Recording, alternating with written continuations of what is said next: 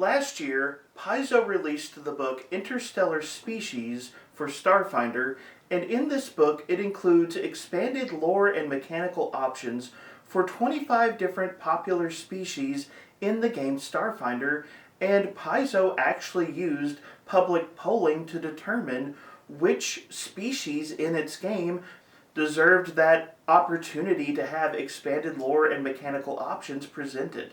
And much to everyone's shock and horror, when the final book was announced, skittermanders were not one of the 25 species that were included for expanded options.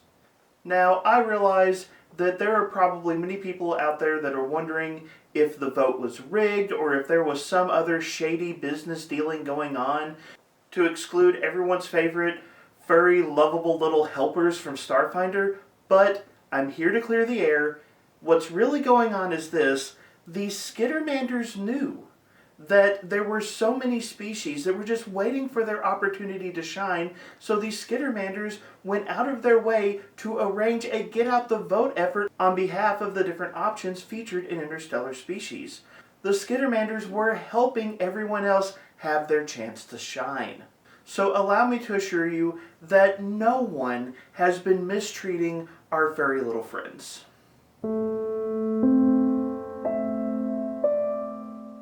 Today, we're going to review the new book for Starfinder, Interstellar Species, on today's episode of The Local Disaster Tour Guide.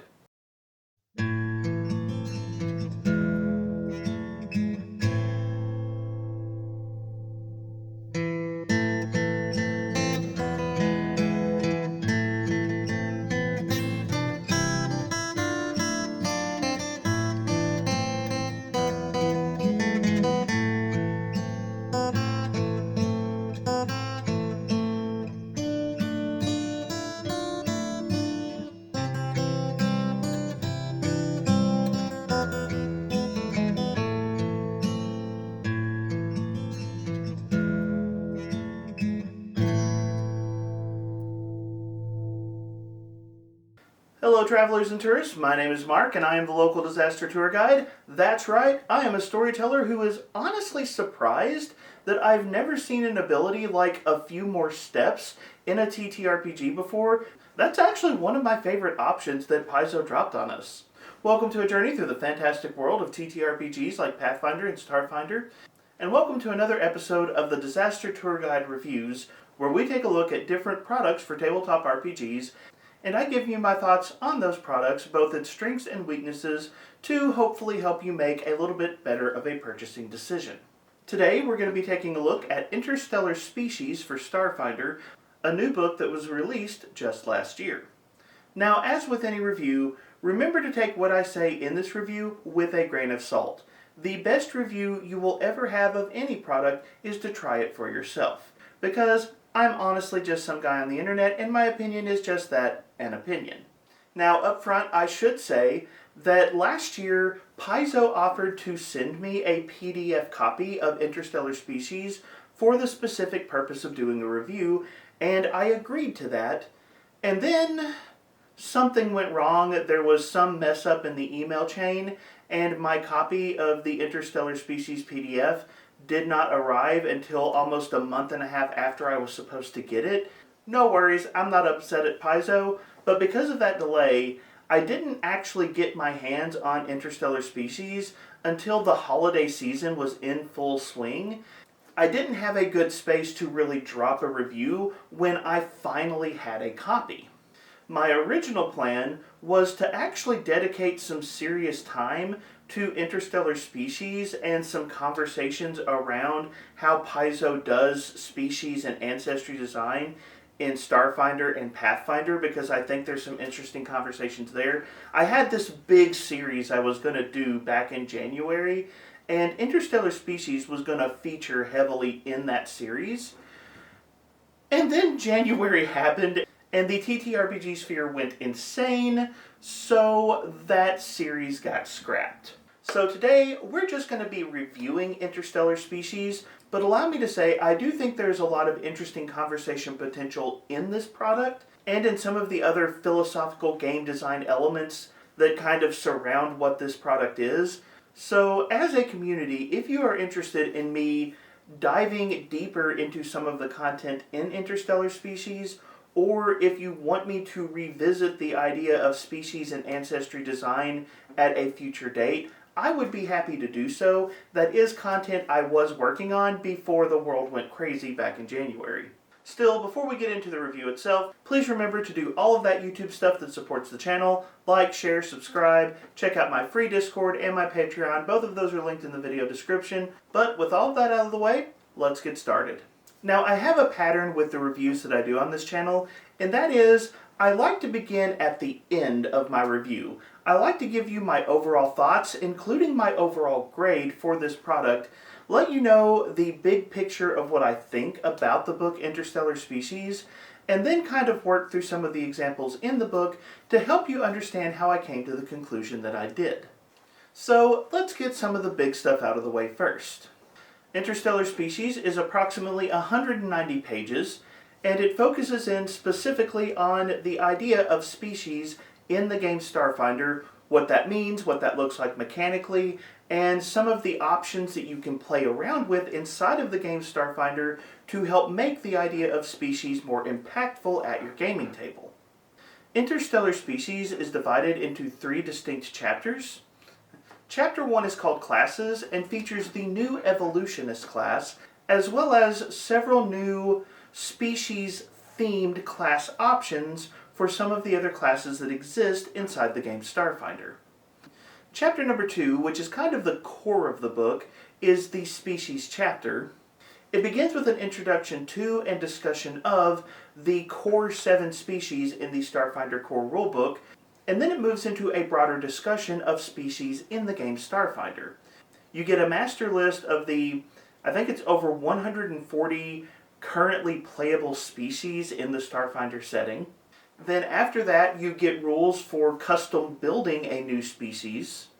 And finally, you get a spotlight on 25 community-selected species that are particularly popular in Starfinder that get expanded lore and mechanical options. These mechanical options are all over the map, from new gear to new spells to new feats. You get a pretty wide selection here. Finally, you have Chapter 3, which is an NPC Gallery. It comes with 72 NPC stat blocks ranging from CR 1/2 all the way up to CR 20, and functions like any other NPC gallery that you would find in other RPG products. It is a quick reference tool for game masters to use to drop characters into their games. So that's an overview of what Interstellar Species is. Now let's talk about my thoughts on Interstellar Species, and in particular, the grade that I would give Interstellar Species. Now, in some of the previous reviews I've done on this channel, my approach to grading has caused some confusion. So in this video and going forward, I'm actually going to be giving every book that I grade 2 grades, an initial target grade, and then a final review grade. The initial target grade is essentially my evaluation of what the product is going for. Some products are core products for a game. Other products are niche products that are intended for certain players or certain tables or certain scenarios, and I think it's important to be aware of what the designers intend when you are evaluating a product. A niche product is the kind of product that you are probably going to buy later on in your collection because it's just not going to be as useful to you, but that doesn't mean that a niche product is a bad thing. Now, I'll go ahead and say Interstellar Species is a little bit hard to place on this scale because it's somewhere between a B tier and C tier product in my mind. The choice of species for a player character is the kind of thing that is going to be very relevant early in a campaign, but the later you go in a campaign, the less relevant it's going to become, especially in TTRPGs that were published before Pathfinder 2e. So that means a book like Interstellar Species is going to be more useful at the start of a campaign, but lose some of its utility as the campaign goes on. So I'm going to give Interstellar Species a range of B tier to C tier, kind of depending on where your group is in their campaign. And then when we get to the final grade, we will decide, did Paizo hit its target? Now, for some big picture strengths and weaknesses on Interstellar Species, I feel like, in a way, this book is almost a perfect snapshot of my opinion of the game Starfinder as a whole. I have often said that Starfinder is one of the most creative games I have ever seen, and it feels like a game where the Paizo writers just get the opportunity to go crazy and try cool stuff and see what works. And honestly, I feel like that is true about Interstellar Species. There is a ton of fun content in this book. The new evolutionist class that is included in Chapter 1 of Interstellar Species is... I'm not sure if it's my second or third favorite class in the game. Witch Warper is hands down my favorite. But Evolutionist is competing for the number 2 spot. It is a really fun inclusion, and it is a class that has my head spinning with all of the possibilities that it presents. Paizo did a good job of adding a lot of fun content in this book, and there's a pretty impressive variety. They took the idea of species and found a way to add new class-specific content to 7 of the base classes in this game. That's pretty cool and honestly very creative. And then you go to Chapter 2, the Species chapter, and you get a custom species builder, and you get expanded lore and mechanics associated with 25 very popular species from the game. Paizo has done a really good job of making really varied content, and I feel like a lot of players are going to find something in this book that is interesting to them. But this isn't just a book that's going to be interesting to players, it's also going to be interesting to game masters, because that NPC Gallery in Chapter 3, that is a tool game masters love. Listen, if you're a storyteller, pre-made stat blocks is a good thing. You love them, it saves you so much work, and the fact that Paizo has taken the time to give us an assortment of stat blocks from CR 1/2 all the way to CR 20. That is very nice and very helpful, and I really appreciate it. However, that doesn't mean that this book is perfect, and if you've seen some of my commentary on Starfinder, you know that I will often say that Starfinder feels like a game that is lacking in polish. And with the book Interstellar Species, I will say that this is very much a book where there are several occasions where I just wanted more. On the first read of Interstellar Species, I noticed all of this good stuff that Paizo gave me, but on the second read of Interstellar Species, there were several points where I just stopped and said, wait a minute, it feels like there should be something else here. And I'll give examples as we go through the chapters, but that happened several times and did kind of detract from the overall experience with the book for me. So with all of that out of the way, what is my actual final grade for Starfinder Interstellar Species? I'm going to give this book a B-. If you are near the start of a new Starfinder campaign, this is a book I would strongly consider investing in early, because near the start of a campaign, I think that there is a lot of good content here and a lot of things that players are going to be interested in. But if you are midway through a campaign, or maybe towards the end of the campaign, you might want to wait for the game to wrap up and wait for a new campaign to begin before you look at investing in this book. I feel like that's probably the ideal time to try to invest in a product like this, but let's take a look at the chapters a little more in depth and talk about how I reached these conclusions. In terms of content, I actually think that Chapter 1 is probably going to be the chapter from Interstellar Species that gets the most use, and that is because Interstellar Species presents the new Evolutionist class, which is a class built around the idea that you are mutating and modifying your body to perform amazing feats. And let me just say, I really love the Evolutionist. This book is almost worth the buy on the Evolutionist class alone for me, just because of how well Paizo did this class. In Pathfinder 2e, some of my favorite classes are classes where you kind of get to design your own subclass. I love the wizard and the witch because with both of those classes you get to take a few different class elements and kind of mix and match them to build your own unique take on the class. And Evolutionist has this in spades.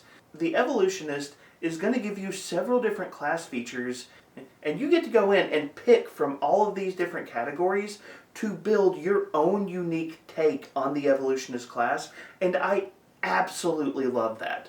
Now, the Evolutionist is not really intended to be a spellcaster.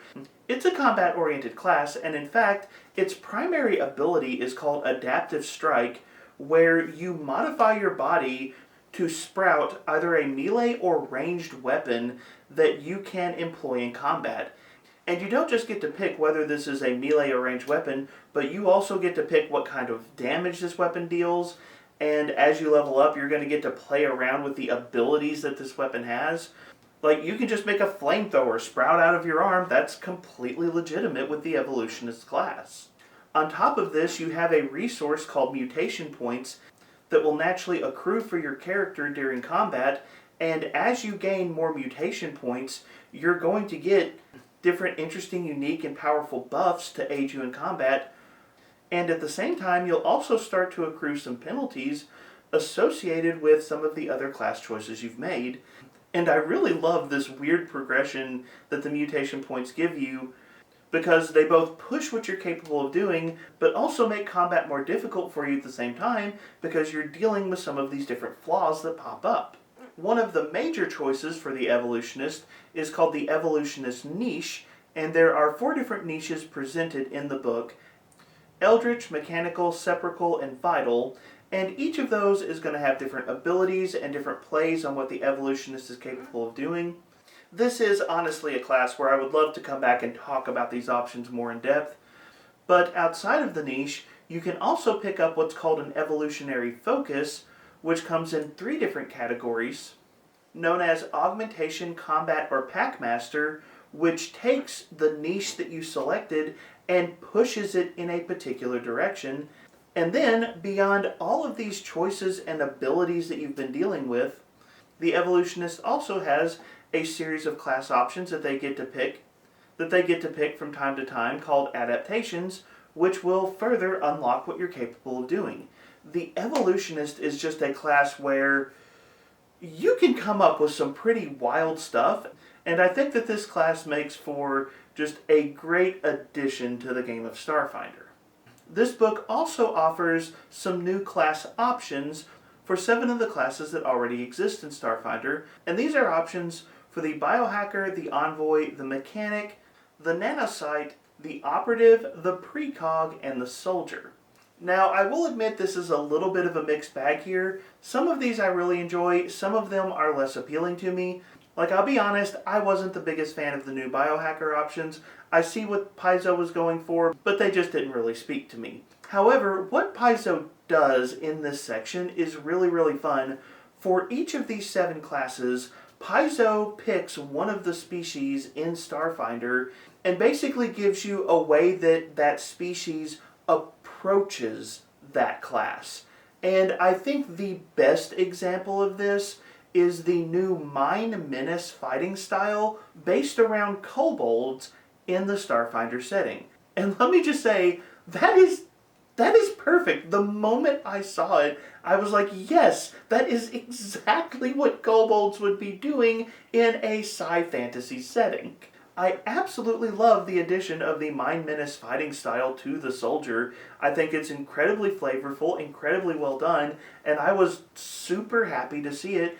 And there are several other places in this section where Paizo just brings some fun new options to the existing classes. You get new drone chases options for the Mechanic, and you get new choices that you can make for the Envoy. There's a new Envoy option called A Few More Steps, where when one of your allies would drop to 0, you can encourage them to take a few more steps so that they can keep moving and hopefully get out of danger, so that you'll be able to get to them easier or at least protect them while they're unconscious. How have I never seen an ability like that in a TTRPG before? That is so cinematic, it is amazing. Paizo brought some incredible game to the classes in Starfinder through the theme of Starfinder's species, and Chapter 1 is really well done. However, there's a gap here, and let's go ahead and talk about it. Paizo gives expanded options for 7 of the classes. There are more than 7 classes in Starfinder, including some pretty iconic Starfinder classes like the Solarian that are just not represented here. And it was really painful for me on the second reading of this book to realize that I had fun new options for the precog and the operative, but the Solarian and the Witch Warper got basically nothing. That kinda hurt. And yes, I realize there's like new spells and new weapon crystals in a later section, but the soldier got new rifles, so everybody benefits from those options. Why is the Technomancer denied new magical hacks? What I'm saying is this chapter is good, but you do walk away from it feeling like you wanted more.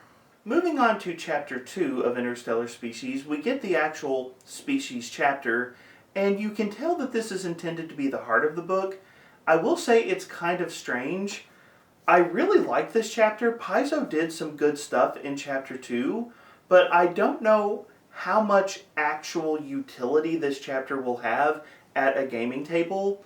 I feel like there's a lot of fun reading, especially for game masters, and you can get some good inspiration from this chapter, but I don't know how much players might actually visit this chapter during the course of a campaign. It's kind of weird to have the core of the book feel so interesting, but also kind of struggle in the utility department.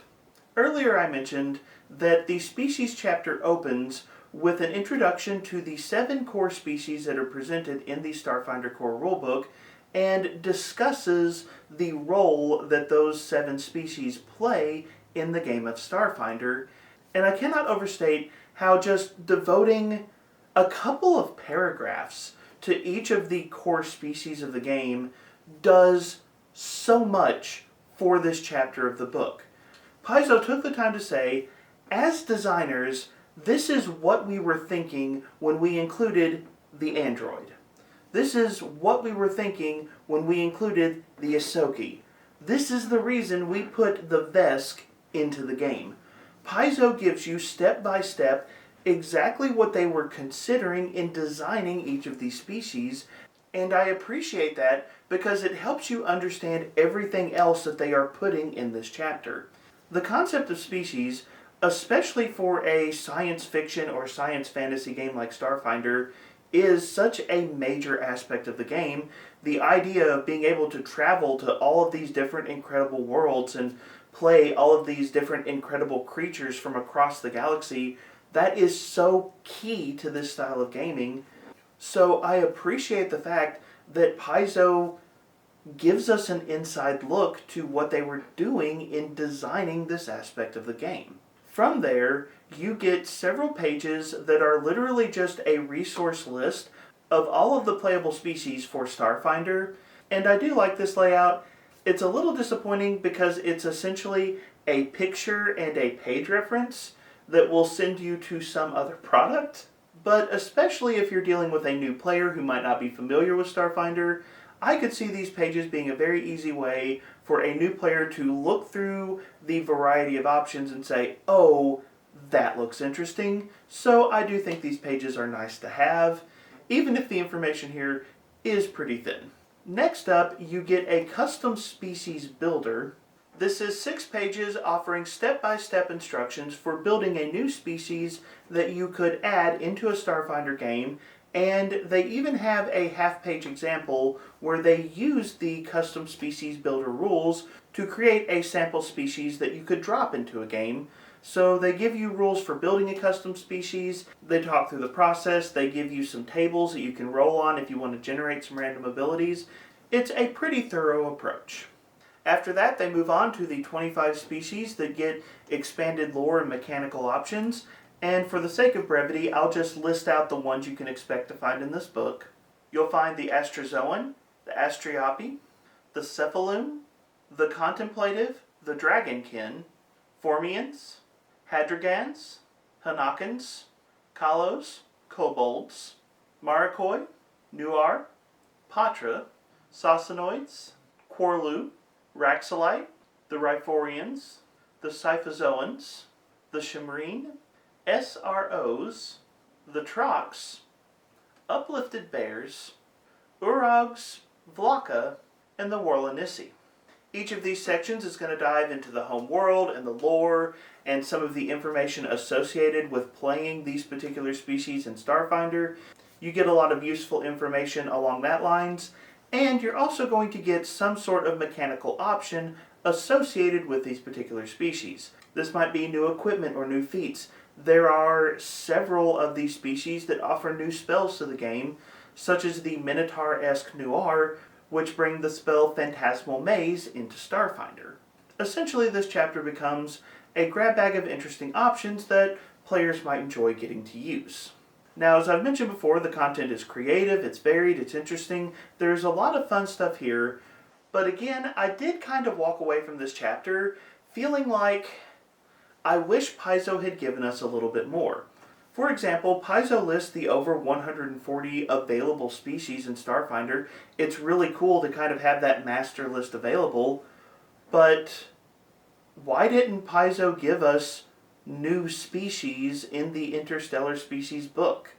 Like, that's honestly something I expected. I wanted to see something new added to the game, and instead they just expanded on what was already here. That feels like an obvious oversight. Or let's talk about the custom species builder. I really appreciate that Paizo gives us that, and I appreciate kind of the random tables that you can use to generate abilities for a new species. It's cool and it's well set up, and they even have major and minor abilities, so you get some good variety out of it, but you may remember it's 6 pages long. Only 6 pages. The race builder guidelines for Pathfinder 1st Edition were a lot longer than 6 pages and didn't have near the kind of options that you would expect for a sci-fi setting. When I realized I was only looking at 6 pages of a discussion on how to build a custom species, I was kind of like, is that it? Again, you just kind of feel like what Paizo gave you was good, but you wondered, couldn't they have done more here? Now, Chapter 3 is relatively easy to discuss. As I mentioned before, 72 new NPC stat blocks. This chapter is made for Game Masters. This is the kind of thing where a Game Master is going to love this. It's a resource. You've got NPCs from CR 1/2 all the way up to CR 20. Grab them, drop them into a game. Fantastic to have. Now, these NPC stat blocks are geared more towards lower level. You can expect a lot of CR 1/2, CR 1, CR 2, and as you go further up the scale, you're going to get fewer and fewer NPC stat blocks. Like, I believe the only CR 20 NPC stat block is the Divine Avatar. So there's not as many higher level NPCs, but you don't expect as many higher level PCs. I think the spread here is pretty good. This is an easy to use and excellent resource for Game Masters, and Paizo even takes the time to point out that if you want to adapt NPCs, they give you all of the different places in the Starfinder rules where you can go, use this, access this, check this table, modify these stats. Here are the things you can use to adapt an NPC if you would like. And this is where we get to talk about, yet again, me wishing they had done more. This is a small book. Why didn't they just give us those tools in this? I'm glad they included an NPC gallery, but if they were going to include it, why not give us 2 or 3 pages of this is how you can adapt an NPC if what is in the stat block is not quite what you need? Again, it just kind of feels like they gave us something good, but I also kind of wanted more. And with that, I've kind of covered everything that you can expect to find in Interstellar Species. So again, my big takeaway on this product is, I think that Paizo's creativity is on full display in this book, and I think if you are a fan of Starfinder, you are going to find some stuff that you will love in this book. The new Evolutionist class is amazing, it's a ton of fun. I love the Mind Menace fighting style for the soldier. There's even a lot of fun species-specific mechanics in Chapter 2. Like, there is a lot of good stuff here. And I do think if you're a fan of Starfinder, you're going to find some stuff you'll really enjoy here. Again, this is a book where I feel like its utility is stronger near the beginning of a campaign, and if you are further along in a campaign, you may want to hold off on this product until you're closer to wrapping up the campaign and starting something fresh. But overall, this is still a book I enjoy, and that's why I feel like Paizo did pretty much hit its target with this product, and I do give it that B- grade. But let me turn the conversation over to you. What are your thoughts about Interstellar Species, and is there anything from this book that you would like me to do a bit of a deeper dive on? I've just skimmed the surface in this video, and I do think that there are a lot of interesting topics that Paizo raises in this book that I would be willing to revisit if you all were interested. So, jump down to the comments section, let me know what you think of Interstellar Species. Are there positives that I overlooked? Are there weaknesses that I failed to mention? And let me know if you want me to develop any portion of this conversation more in a future video. Don't forget all of that other YouTube stuff. Please remember to like, share, and subscribe. Check out my free Discord, my Patreon. But as always, thank you so much for being here. Thank you so much for being part of the conversation. Have a wonderful day.